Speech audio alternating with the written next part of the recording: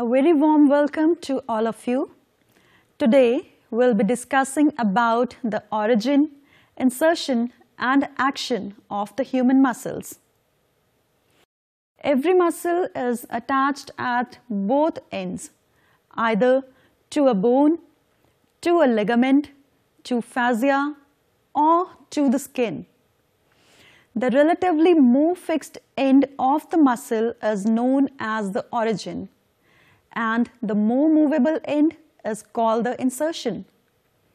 The power of any muscle is dependent upon the way in which fibers are arranged in relation to the direction of the muscle pull. If the fibers lie parallel to one another and to the line of pull, the muscle will not be so powerful as one in which the fibers lie at an angle to the line of pull. This is because the latter types of muscle can concentrate the action of many fibers on the tendon through which the pull is exerted. Similarly, a muscle which has more than one head of origin is generally more powerful than one having a single head. The presence of extra heads may also provide the muscle with additional points of purchase and may enable it to carry out more than one movement. Sterno Clamastoid. The Sterno Clamastoid is a long, prominent strap-like muscle passing obliquely upwards across the neck from below upwards. It can easily be felt even in its relaxed state as a fleshy mass at the side of the neck. Its origin is from two tendons, a larger one from the medial 1/3 of the clavicle and a smaller from the form of the upper part of the sternum. These two tendons of origin soon join together as they pass obliquely upwards. Its insertion is into the mastoid process behind the ear, extending backwards along the occipital bone. The action of this muscle is complicated and varies according to the position of the head. Briefly, one sternomastoid turns the head upwards and to the opposite side, but it can also laterally flex the head to the same side. Both sternomastoids acting together against resistance will flex the head and neck. Serratus Anterior. The serratus anterior does not belong to pectoral region. However, it is encountered in the lateral part of the pectoral region and takes part in forming the medial wall of the axilla. It is therefore described here. Origin. The serratus anterior takes origin by several digitation from the outer surfaces of the upper 8 or 9 ribs and from the fascia covering the intercostal muscles. Insertion. The fibers of the muscle run backwards round the wall of the thorax. They pass deep to the scapula to reach its medial border.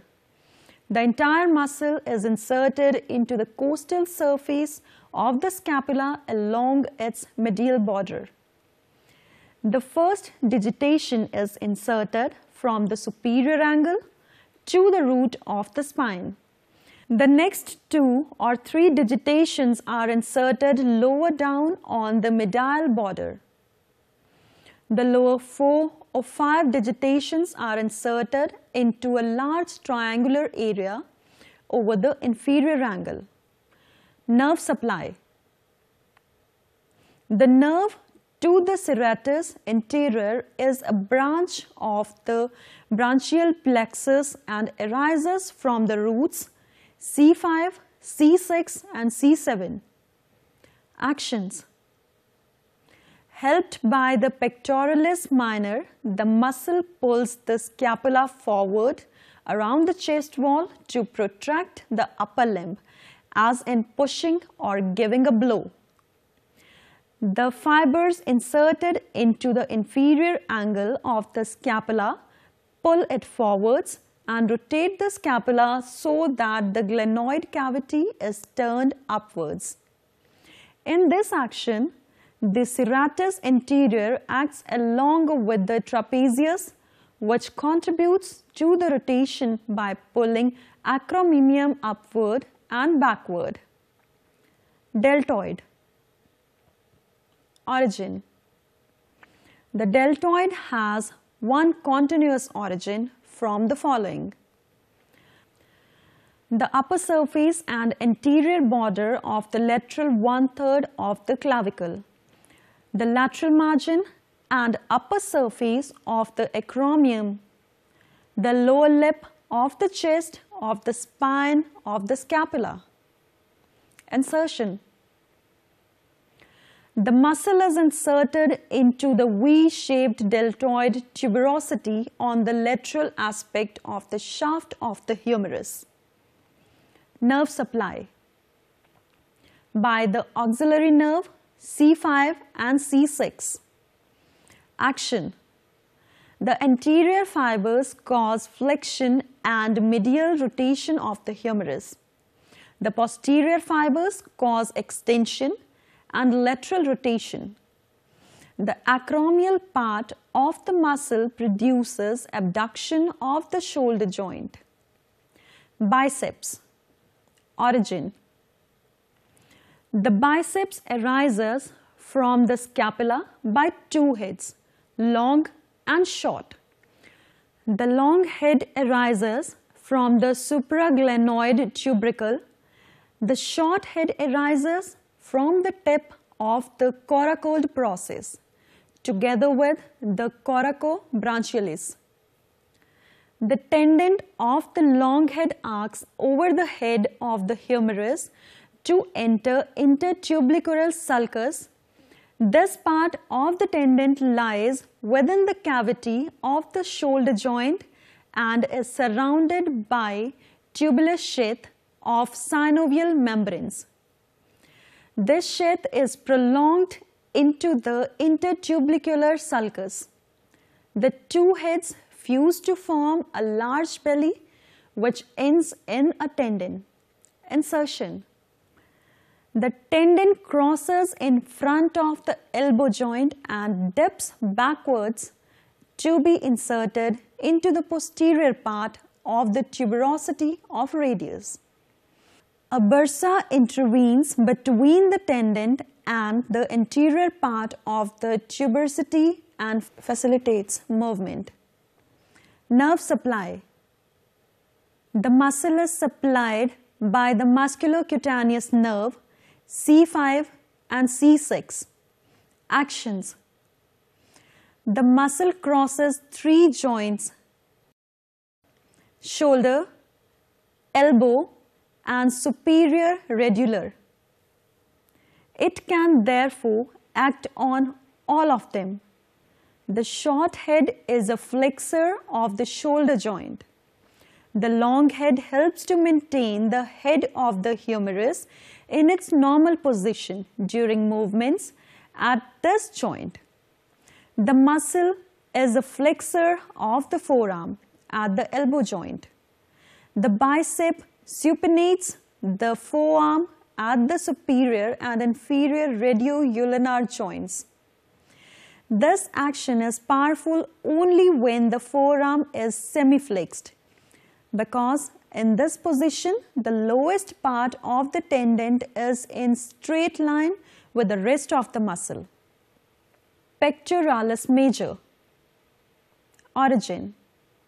The pectoralis major takes origin from the following: medial half of the anterior surface of the clavicle, the anterior surface of the sternum, the medial parts of the upper 7 costal cartilages, the aponeurosis of the external oblique muscle. Insertion. The fibers of the muscle converges towards the anterior aspect of the upper end of the humerus. They are inserted into the lateral lip of the intertubercular sulcus. The tendon of insertion is bilaminar and consists of an anterior and a posterior lamina. The anterior lamina receives the clavicular and upper sternocostal fibers. The posterior lamina receives the fibers from the lower costal cartilages and from aponeurosis of the external oblique muscle. Nerve supply.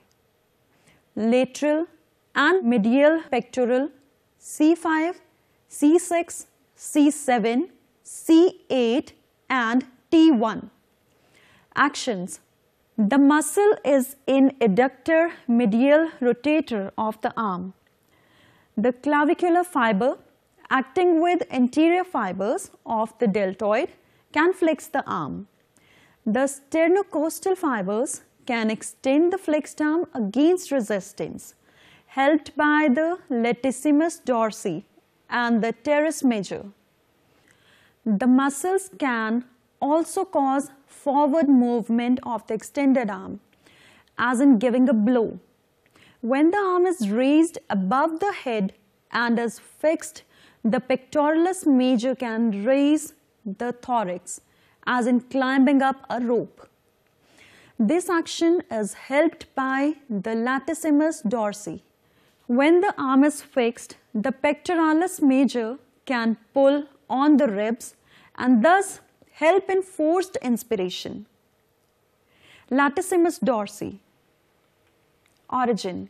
The Latissimus Dorsi has a long origin from the following. The spines of the lower 6 thoracic vertebrae and the intervening supraspinous ligament, the lumbar fascia, and thus indirectly from the lumbar and sacral spines. The iliac crest. The muscles also receives slips from the lower 3 or 4 ribs and from the inferior angle of the scapula.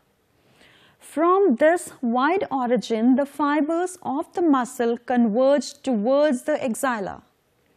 Here the muscle winds around the lower border of the teres major to reach its anterior aspect. The two muscles together form the posterior fold of the axilla. Insertion. The muscle ends a tendon which is inserted into anterior aspect of the upper end of the humerus in the floor of the intertubercular sulcus. Action. Adduction of the arm, medial rotation of the arm because the tendon passes anterior to the axis of rotation. Extension of the arm, especially when the flexed arm is extended against resistance. It can depress the raised arm against resistance along with the Pectoralis Major. It can elevate the trunk if the arm is raised and fixed, as in exercising on parallel bars, again along with the Pectoralis Major.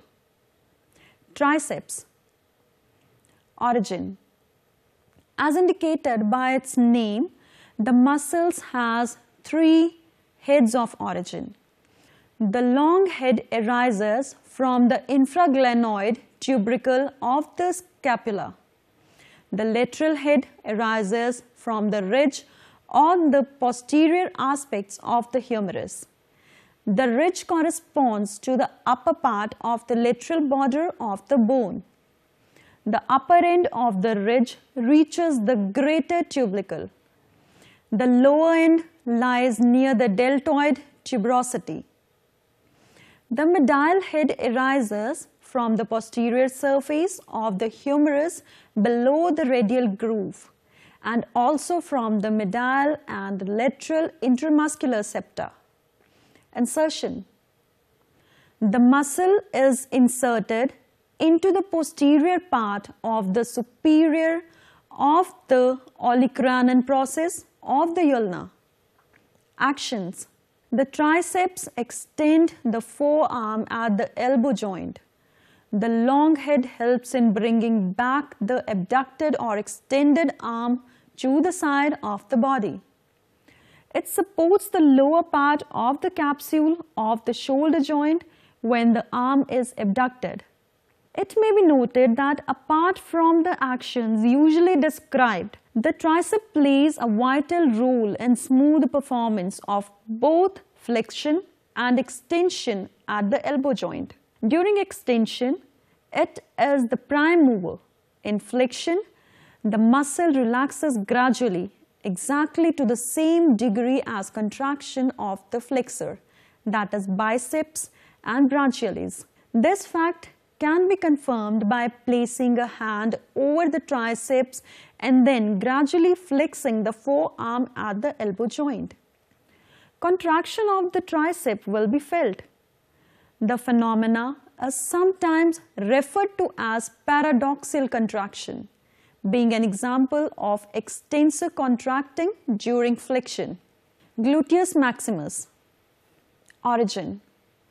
The gluteus maximus arises from one large area that extends onto the following: external surface of the ilium, including the posterior gluteal line and the area behind it, the sacrotuberous ligament, the aponeurosis covering the erector spine, the lower lateral part of the posterior surface of the sacrum, the lateral part of the posterior surface of the coccyx.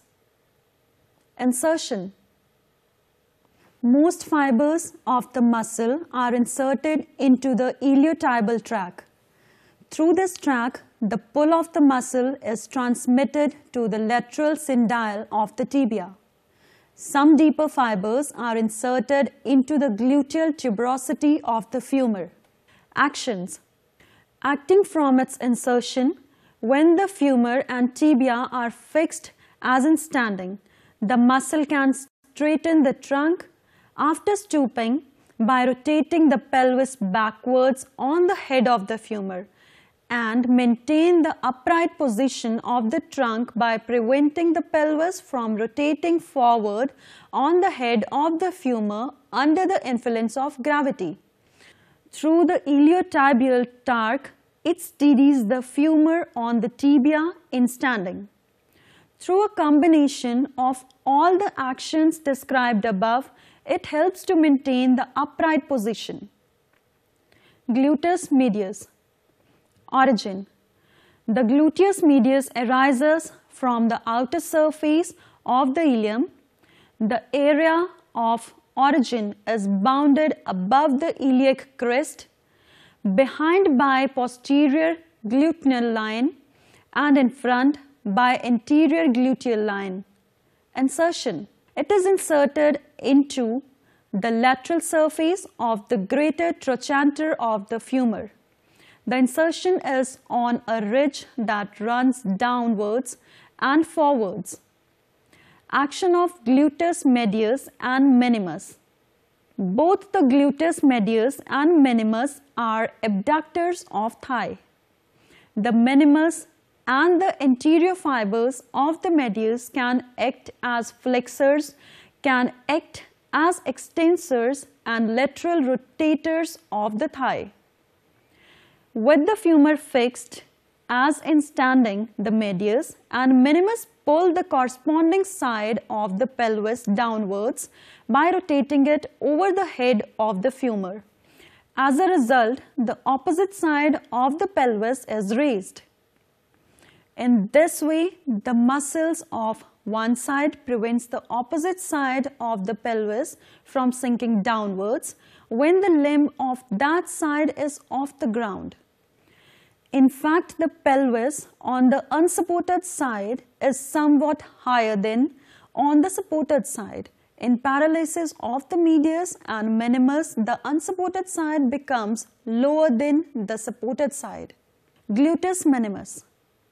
The gluteus minimus arises from the outer surface of the ilium between the anterior and inferior gluteal lines.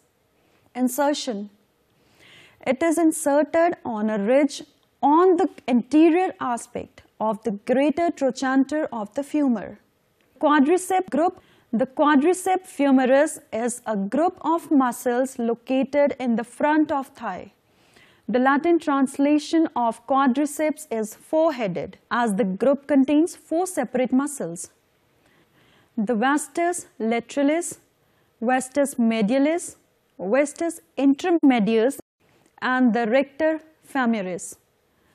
Each of the vastus muscle originates on the femur bone and attaches to the patella or kneecap.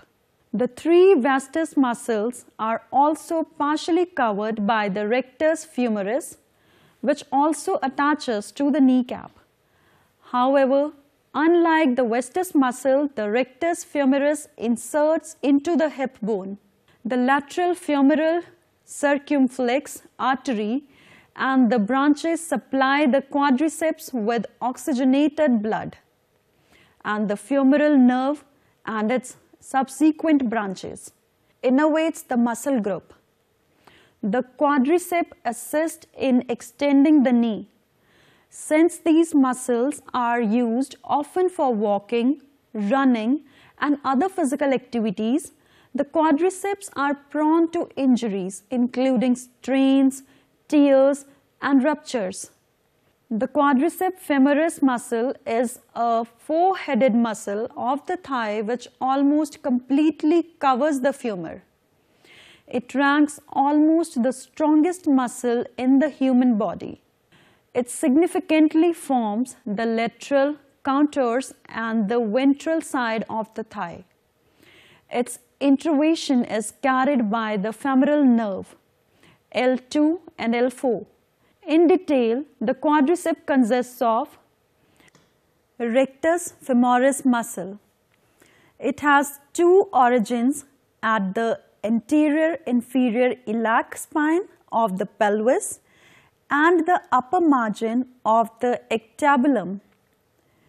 Distally, its fibers end in the common insertion tendon, vastus medialis muscle.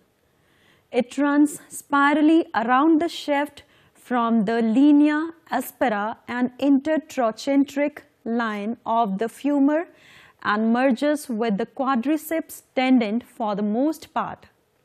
A second part, referred to as medial patellar retinaculum, bypasses and patella medially and inserts at the medial condyle of the tibia. Vastus lateralis muscle. It originates at the linea aspera and greater trochanter of the femur, loops around the shaft and mainly runs into the quadriceps tendon. Mirror invented to the vastus medialis muscle, a small part goes around the patellae laterally and inserts at the lateral condyle of the tibia. Lateral patellar retinaculum. Vastus intermedius muscle. It begins at the front side of the femur and ends in the common insertion tendon. In the height of the patellar base, a small part splits off and inserts at the suprapatellar recess of the knee joint capsule. Articularis genus muscle. Even though it does not count as an independent muscle, it is sometimes considered as the fifth head of the quadriceps. The quadriceps tendon runs above the ventral side and through the periostrum of the patella and finally inserts at the tuberosity of tibia. The part below the patellar apex is referred to as patellar ligament. Hamstring group. The hamstrings are the tendons that attach the large muscle at the back of the thigh to bone. The hamstring muscles are the large muscles that pulls on these tendons. It has become common in layman terminology and by some medical personnel to refer to the long muscle at the back of the thigh as the hamstrings or hamstring muscles. Academic anatomists refer to them as the posterior thigh muscles and more specifically as the semimembranosus, the semitendinosus and the bicep femoris muscles. These muscles span the thigh, crossing both the hip and the knee. They originate or begin at just below the buttocks, arising from the bone on which we sit, the ischium. They connect by means of their tendon onto the upper part of the lower leg bones, the tibia and the fibula. The hamstring muscle actively bend or flex the knee. They also act to straighten or extend the hip, as in the motion of moving the thigh backward. Surprisingly, these large muscles are not very active with normal walking or standing. However, they are extremely important in power activities such as running, jumping and climbing. Thus, sedentary individuals can get by with quite weak or deconditioned hamstrings, whereas athletes and very physically active individuals absolutely depend on healthy, well-conditioned hamstrings. The power advantages of strong hamstrings have been known for a long time. In times past, a sword-wielding knight would disable an opponent by a slice across the back of the thigh. Cruel masters were known to have severed the hamstrings of domestic slaves or prisoners in order to make escape less likely. The origin of the term hamstring, meaning to have been crippled or held back, is derived from these practices. Gastrocnemius. Origin gastrocnemius arises from the demur by two heads. The medial head arises from the posterior aspect of the medial condyle, the adjoining part of the posterior surface.